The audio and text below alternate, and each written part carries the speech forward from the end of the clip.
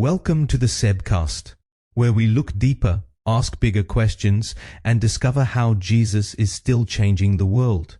When people talk about the Old Testament, you often hear the same description. The God of the Old Testament is angry, but the God of the New Testament is love. It sounds logical until you start reading the Bible yourself. In Genesis 6, just before the story of Noah, something astonishing is written. The text does not say that God was angry. It says that God was grieved. His heart was full of pain over what humanity had done to his good creation. This is an important distinction. Anger often wants to get back. Grief longs to restore.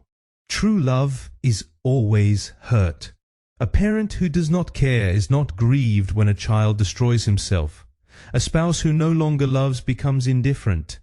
But where there is love, there is also the possibility of heartbreak.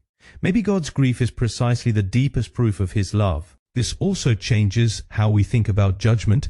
Many times we think God sends chaos because he is angry. Genesis tells a subtler story.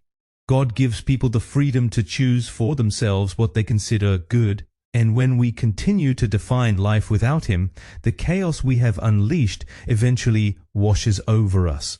God does not delight in it. He mourns over it. Maybe today we should ask ourselves, what does God's heart look like when he looks at my life? Surely he cannot just be angry. Is he not much more like a loving father who is grieved over the things that slowly rob me of life? The good news is that grief is never God's last word. Precisely because he loves, he does not give up on his creation. Even in the story of Noah, he is already working on a new beginning. This is also our prayer at SA Congregation, that we will not just be people who talk about God, but people who learn to know his heart. Because when we discover his heart, we begin to live differently, love differently, and together become part of his greater story that is still changing the world.